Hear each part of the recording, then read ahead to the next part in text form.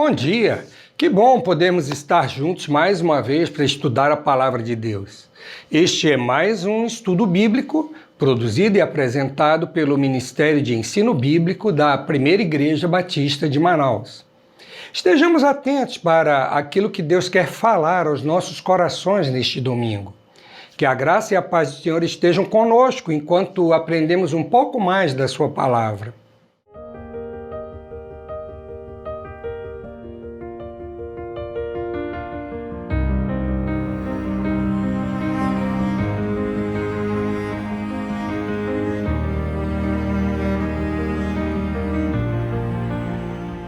Vamos continuar o estudo da vida de Samuel, conforme lemos nos capítulos 1 a 25 do primeiro livro de Samuel.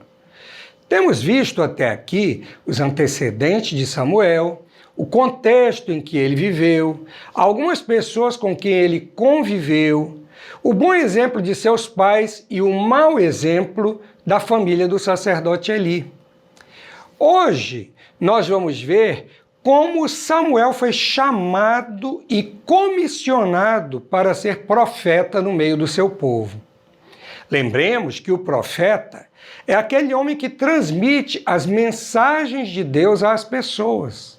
Por isso, ele deve ser alguém confiável, que leve Deus a sério. Vamos começar a leitura de hoje no capítulo 3 do primeiro livro de Samuel. Vamos ler inicialmente os versos 1 a 10. O menino Samuel servia o Senhor diante de Eli. Naqueles dias, a palavra do Senhor era muito rara.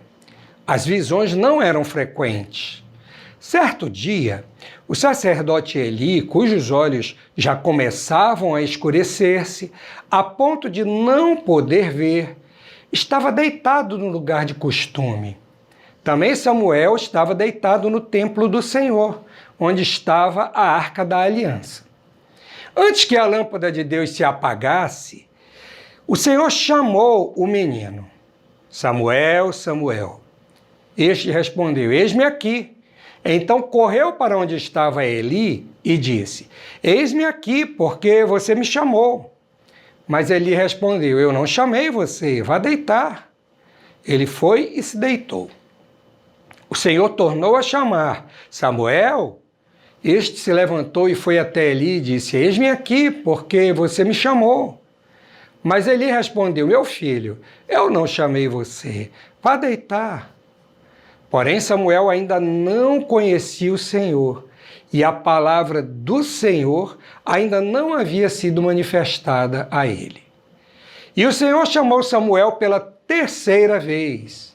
Ele se levantou, foi até Eli e disse, eis-me aqui, pois você me chamou. Então Eli entendeu que era o Senhor quem chamava o menino. Por isso Eli disse a Samuel, vá deitar. Se alguém chamar, diga, fala, Senhor, porque o teu servo ouve. E Samuel foi para o seu lugar e se deitou.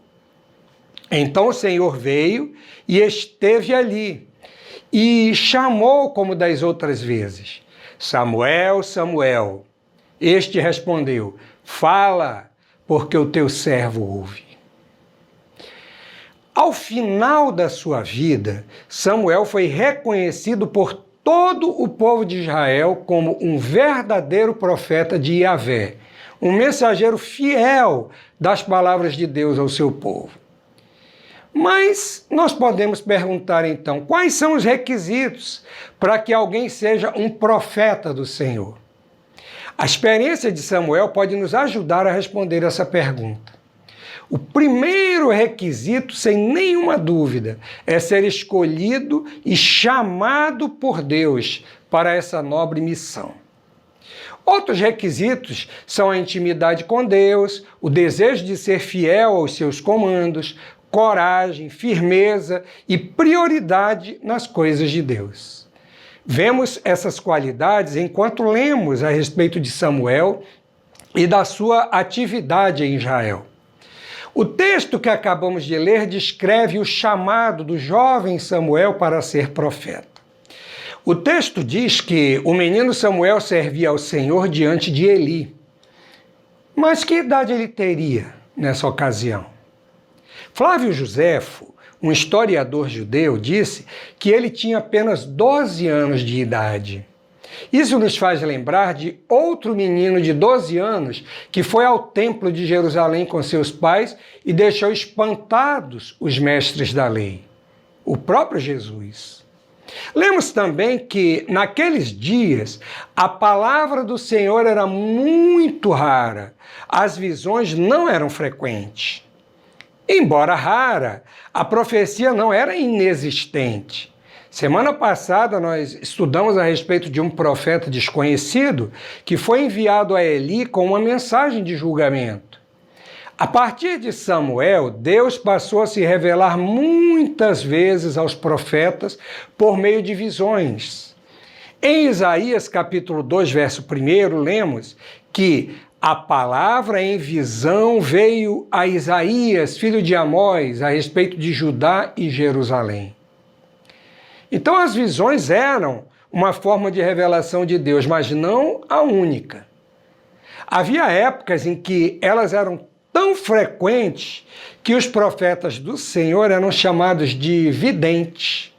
No capítulo 9, versículo 9 de 1 Samuel, lemos um comentário que certamente foi feito por um dos responsáveis pela compilação desse livro, que diz assim: antigamente, em Israel, quando alguém ia consultar a Deus, dizia: vamos falar com o vidente, porque antigamente o profeta de hoje se chamava vidente. Algumas descobertas arqueológicas mostram que o santuário de Siló não era constituído apenas pela tenda que continha a Arca da Aliança.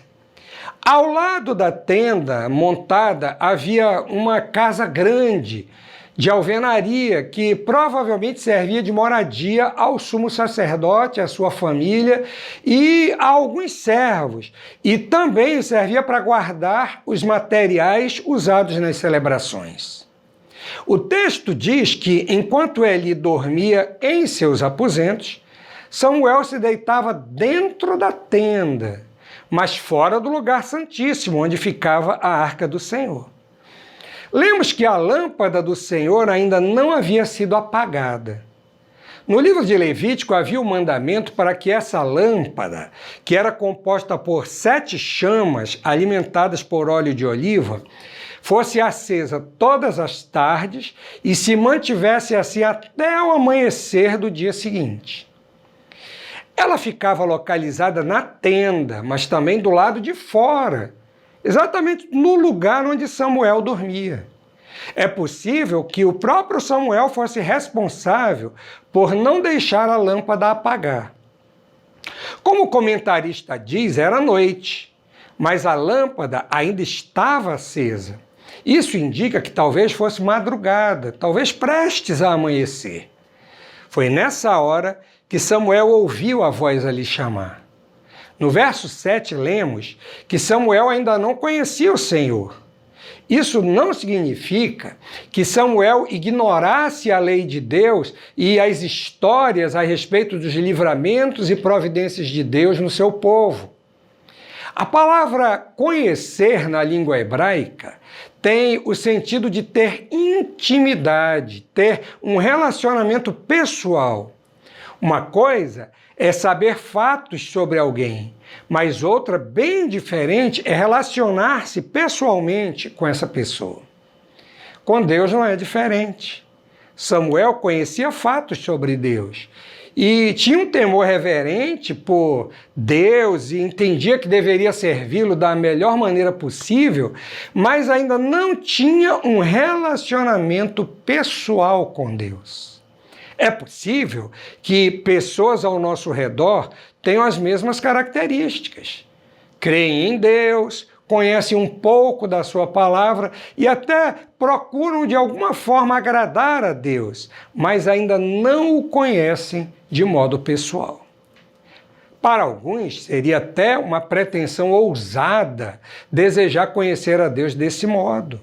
Mas a palavra de Deus, como sua revelação, indica que isso não só é possível, mas é absolutamente necessário. O Salmo 25, verso 14, diz que a intimidade do Senhor é para os que o temem, aos quais ele dará a conhecer a sua aliança. Por essa razão, ao ouvir a voz do Senhor pela primeira vez, Samuel imediatamente pensou que fosse o sacerdote Eli. Por 3 vezes ele se levantou e foi até os aposentos do sacerdote para atendê-lo. Na terceira vez, Eli percebeu que era o Senhor quem estava chamando Samuel. Quem sabe ele se lembrou das palavras do profeta que havia falado com ele algum tempo antes. Então suscitarei para mim um sacerdote fiel, que fará segundo o que tenho no coração e na mente. Capítulo 2, verso 35. Há uma curiosidade na maneira como o Senhor chamou Samuel. 2 vezes, Samuel, Samuel. Alguns personagens da história anterior também foram chamados assim, em momentos decisivos de suas vidas. Podemos lembrar de modo especial de Abraão, Jacó e Moisés, conforme lemos nos livros de Gênesis e Êxodo. Samuel foi chamado, mas voltou ao seu leito. E, de fato, o Senhor o chamou mais uma vez. Em obediência à orientação de Eli, Samuel respondeu ao Senhor: fala, porque o teu servo ouve. Vamos pensar agora um pouco a respeito da mensagem que o Senhor transmitiu a Samuel. Há quem pense que os profetas eram chamados apenas para anunciar julgamentos da parte de Deus. Às vezes eu imagino que alguns profetas da atualidade, pensando aqui nos pregadores da palavra de Deus, também têm essa noção. Suas palavras são sempre ameaçadoras, cheias de julgamento para as suas congregações. O profeta do Senhor deve anunciar aquilo que Deus lhe mandar, seja bom ou ruim. Temos aprendido que a mensagem de Deus é libertadora, cheia de amor e de compaixão, sempre convidando ao arrependimento e à aceitação da sua graça. Por outro lado, as advertências proféticas da palavra de Deus não devem ser desprezadas. No caso de Samuel, muitas vezes ele transmitiu a mensagem da graça e misericórdia de Deus ao seu povo. Mas a primeira palavra que o Senhor colocou na sua boca foi de advertência e julgamento.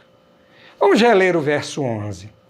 E o Senhor disse a Samuel: eis que vou fazer uma coisa tal em Israel, que todos os que a ouvirem ficarão com os 2 ouvidos tinindo. O julgamento dessa vez era contra a casa de Eli. Devemos lembrar que, como sumo sacerdote em Israel, Eli era um homem poderoso e respeitado por todo o povo. Mas a mensagem que Samuel recebeu apenas confirmava aquilo que o Senhor já havia dito por intermédio do outro profeta. Naquele dia farei contra Eli tudo o que eu disse a respeito da casa dele, do começo ao fim, porque eu já disse a ele que julgarei a sua casa para sempre, pela iniquidade que ele bem conhecia, porque os seus filhos trouxeram maldição sobre si e ele não os repreendeu. Portanto, jurei à casa de Eli que a sua iniquidade nunca será expiada, nem com sacrifício, nem com ofertas de cereais. Vemos aqui um paralelo que é marcante nesses livros de Samuel. A casa de Eli já estava julgada pelo Senhor e perderia a primazia do sacerdócio em pouco tempo. Os seus descendentes não subiriam mais no altar do Senhor, mas uma outra família sacerdotal seria erguida para fazer a vontade de Deus.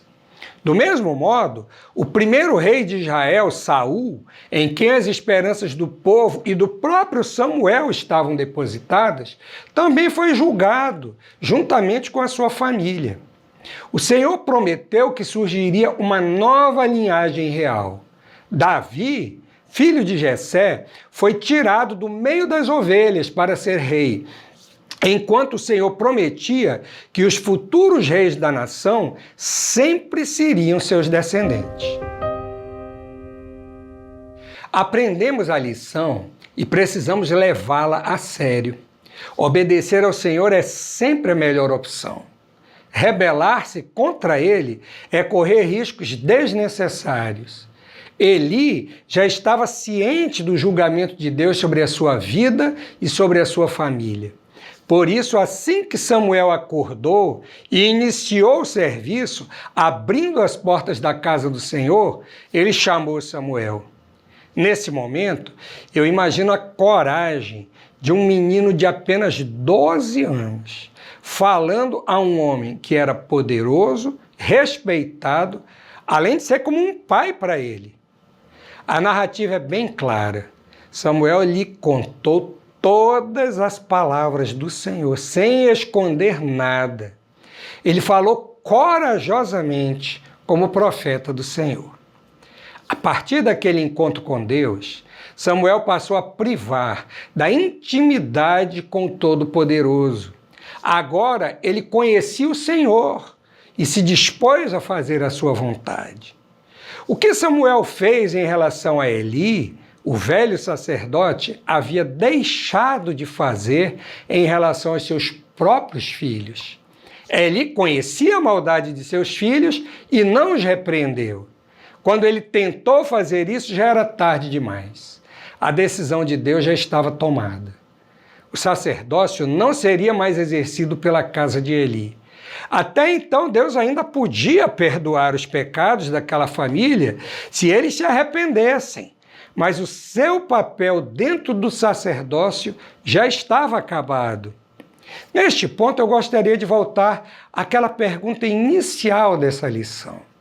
Quais são os requisitos para ser um profeta do Senhor? Vamos aproveitar o comentário bíblico de Warren Wiersbe, onde ele alista 4 características de um verdadeiro profeta do Senhor. A primeira é um ouvido atento. Samuel nunca havia escutado antes a voz de Deus, por isso custou entender quem falava com ele. Mas no momento em que ele ouviu a voz do Senhor, esteve atento a cada palavra e depois as repetiu diante de Eli. Quantas vezes nós lemos a Bíblia de modo descuidado e deixamos de ouvir a voz de Deus por meio da sua palavra escrita? Deus quer falar conosco e nós nos mantemos desligados, desfocados, deslumbrados pelos ruídos da vida e deixamos de ouvi-lo. Samuel ouviu o Senhor e isso fez toda a diferença em sua vida e em sua geração. Ao ouvi-lo, ele entendeu o seu papel nos planos que Deus havia traçado para ele e para o seu povo. Tenhamos também ouvidos atentos para perceber tudo aquilo que Deus deseja nos comunicar. A segunda coisa é uma disposição obediente. Samuel era obediente a Eli, por isso atendeu a sua orientação. Observemos que o menino aprendeu o trabalho que deveria fazer na casa de Deus e o fazia com excelência. Como já dissemos, ele era um dos responsáveis por manter acesa a lâmpada do Senhor no santuário. Era também ele que abria as portas do templo pela manhã para que o serviço se iniciasse. Muito provavelmente ele também ajudava Eli a se locomover, visto que o sacerdote já estava velho e praticamente cego. Mas, de modo especial, Samuel aprendeu a obedecer ao Senhor. O que Deus revelou a ele sobre a casa de Eli foi transmitido com fidelidade, mesmo que ele o fizesse com dor no coração. Mais tarde, ele recebeu muitas vezes as orientações de Deus e as cumpriu com fidelidade. Que aprendamos com Samuel a não apenas ouvir a voz de Deus, mas a obedecê-la com devoção. Terceiro, um coração humilde. Samuel não se sentiu alguém privilegiado por ouvir a palavra de Deus de forma tão íntima. Pelo contrário, ele se sentiu responsável por aquilo que havia recebido. Ele abriu as portas do santuário, mas não correu para anunciar a Eli as palavras de Deus. Somente quando o sacerdote o conjurou para que ele revelasse o que Deus havia dito, foi que Samuel relatou. A família de Eli estava com os dias contados. Samuel sabia disso, mas não tripudiou sobre aquela família. Naquele momento, ele era o homem escolhido por Deus para cuidar daquele sério problema em Israel. Sendo assim, ele foi submisso e realizou seu ministério com fidelidade. Aprendamos com ele que o julgamento está nas mãos de Deus e que nós somos apenas instrumentos de sua vontade. E a última característica de um verdadeiro profeta, de acordo com Warren Wiersbe, é uma vida piedosa. Tudo que nós vamos estudar daqui para frente na vida desse homem de Deus mostra que ele foi alguém que levou Deus muito a sério na sua vida. Mais uma vez chamamos a atenção para o fato de que ele não foi um homem perfeito. O único ser humano perfeito a pisar nesse mundo foi o nosso Senhor Jesus Cristo. Mas a vida de Samuel nos mostra que não é sábio usar essa desculpa para justificar os nossos erros e pecados. O fato de não sermos perfeitos não deve nos levar a mergulhar mais fundo no pecado. Pelo contrário, deve nos motivar a buscar uma vida piedosa diante de Deus e dos homens. Finalizamos mostrando os resultados dessas atitudes na vida de Samuel. Para isso, basta ler os versos 19 a 21, com os quais encerramos esses comentários. Samuel crescia e o Senhor estava com ele, e não deixou que nenhuma de suas palavras caísse por terra. Todo o Israel, desde Dan até Berseba, reconheceu que Samuel estava confirmado como profeta do Senhor.